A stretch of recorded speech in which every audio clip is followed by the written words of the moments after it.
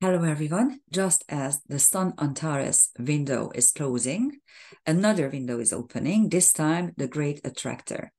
And in the meanwhile, Venus, the goddess of love, is also creating a voûte trine to Saturn. So it's going to be an interesting moment in time. Let's take a look at the London chart.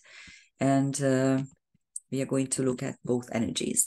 This is the London chart. As you can see, I selected a moment in time at 22:44 London on December the 5th, because at that particular moment, the Venus-Saturn trine will be exact. The Sun will not yet be exactly at the degree of the Great Attractor. In this moment in time, it's still at 13 degrees, 30 something Sagittarius. But as you may remember, fixed stars have a 1 degree orb, but these key celestial areas, which are supermassive black holes, have an orb of 2 degrees. So it really doesn't matter too much. This window will be opening on the 4th of December, and it will be at your disposal almost until the 7th of December. And let's take a look at the London chart. As you can see, the trans-Pluto Black Moon Lilith conjunction is rising. This conjunction is still tight, but it is already separating. I'm not going to delineate or elaborate it now because I did it 1,000 times. And in the first house, you have the Juno Moon conjunction. The Juno is the first lady, so it's the official wife. It's Juno is the asteroid for describing serious, committed relationships. Marriage practically. And of course, the moon is the spiritual essence, but also motherhood, and in mundane charts, the people without power, usually. That's what we usually say. So that's in the first house. So you have actually 4 feminine figures very prominent in this chart. And the fifth figure, Ceres, which is again a mothering, nurturing principle, is actually squaring the ascendant descendant. So that's funny. And on the midheaven, we have Sedna, creation through dissection. Sedna is already back in Taurus. This particular moment in time can create an energy pattern where you can rearrange your future. And that's what's important. And as you can see, there is an exact Venus-Saturn trine. My master, Judy Hall, called any Venus-Saturn aspect inherent unlovableness, something that the feeling that I will never be loved for what I really am.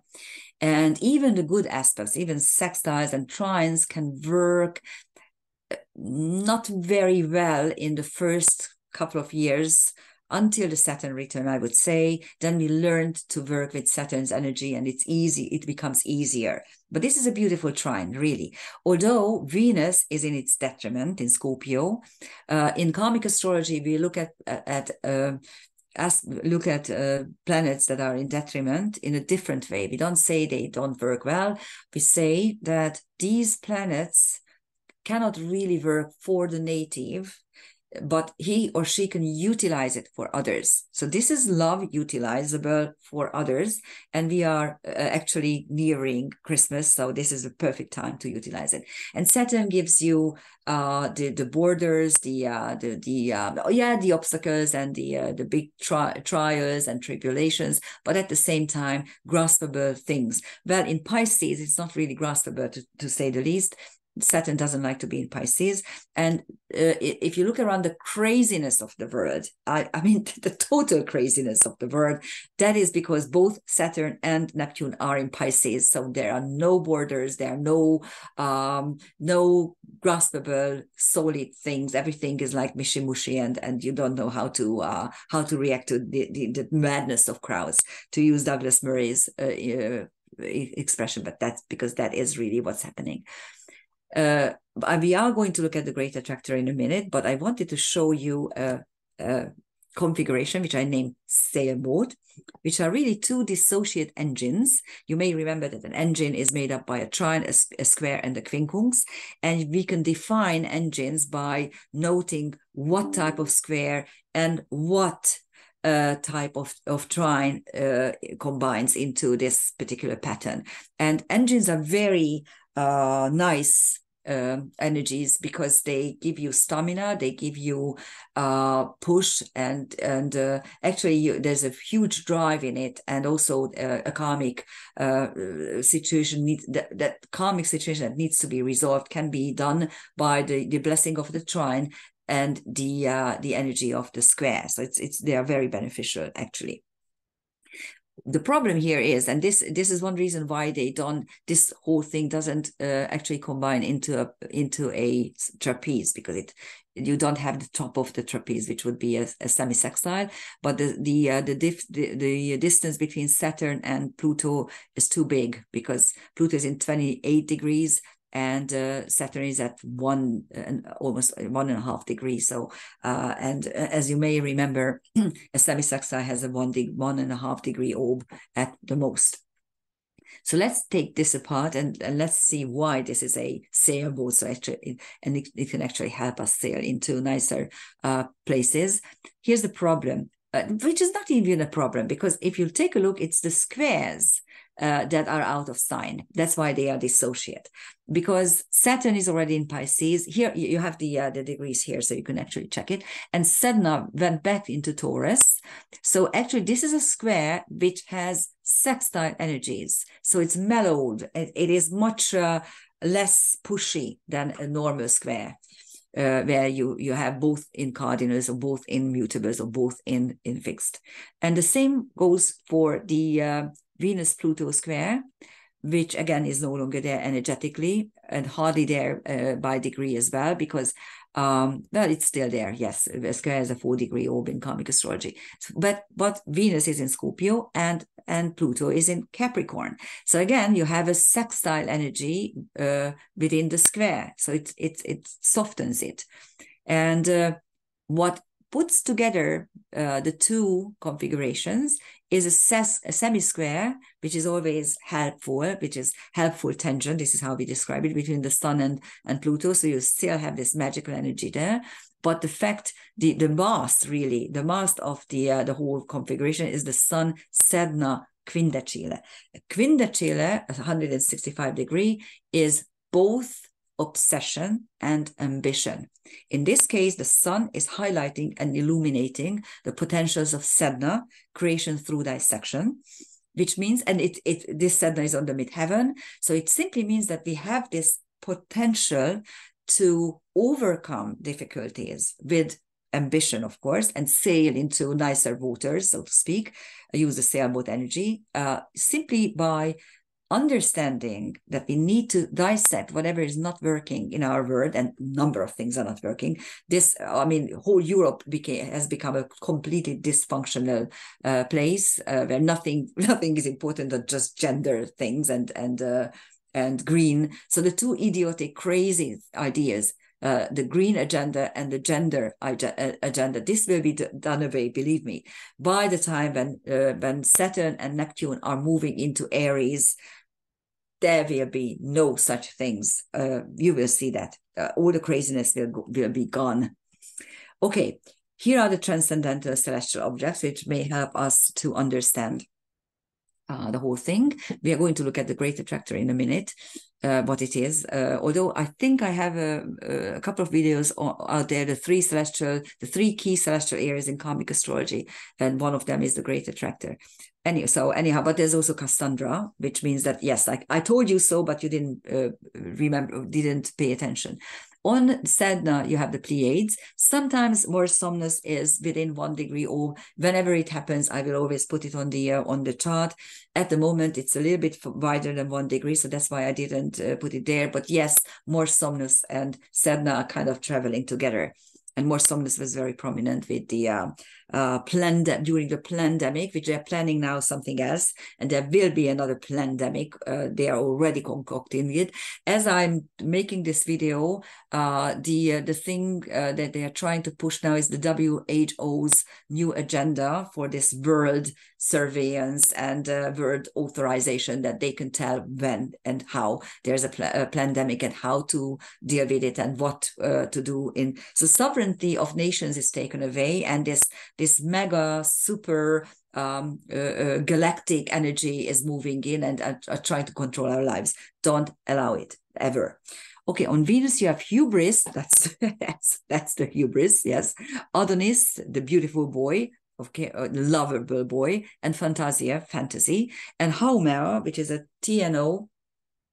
She's a Hawaiian goddess, and she is actually constantly renewing herself to couple with her own sons and grandsons to deliver more and more and more children. So yeah, there's fertility, but there's also this kind of hooker energy. Please, Hawaiians, forgive me. But of course, Scorpio Venus has that labeling as well, simply because it is in detriment. And usually those women who become hookers don't actually are aware of their own worth. And that is why they usually choose. It's not really for economic reasons. You can work in a mine or you can work in the fields. That's not it. It is because I don't value myself enough to be in a nice relationship and I'm selling my own body. That's Scorpio Venus very often with this type of behavior.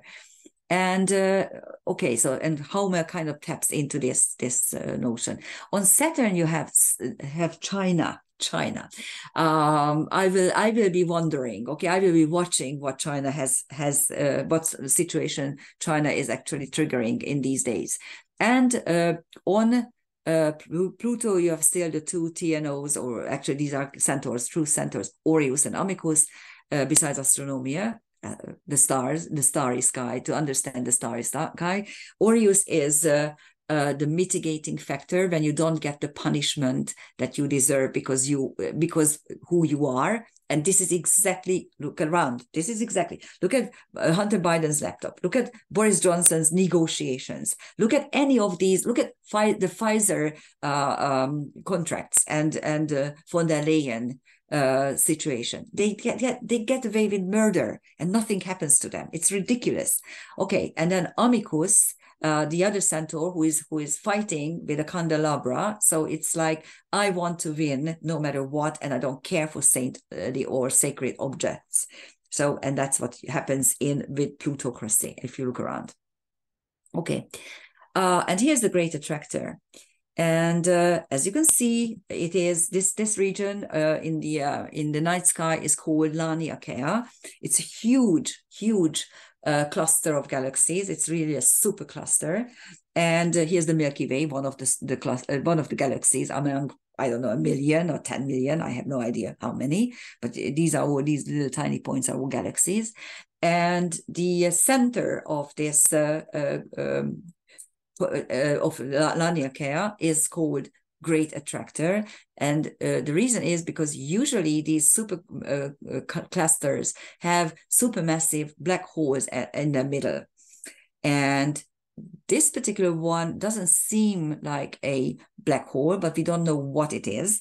The astronomers call it a galactic anomaly because they don't have a clue what it is, because it doesn't function exactly like a black hole. Yes, it is swallowing huge chunks of matter at very, very great speed, but at the same time, it seems to also emanate something at the other end. So it lets matter out and black holes don't. And it also doesn't have an event horizon. So it doesn't behave like a black hole.